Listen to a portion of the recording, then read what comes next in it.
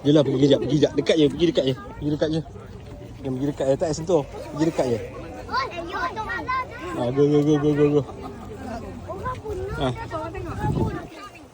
Pergilah ambil satu, bagi dia makan.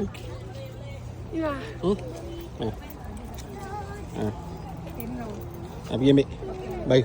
Awak cari yang panjang,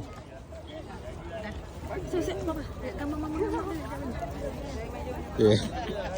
Awak ambil yang panjang, Mama tengah mau ngajak. Awak ambil yang panjang, try lagi. Apa gila jom. Pegang tangan Yusof. Ya, dia jauh-jauh. Awak peganglah ujung. Go. Dekat sikit. Dekat sikit. Jangan tengok baju apa. Nakut. Apa kan? You takut ke? Pergi, dia akan makan ujung.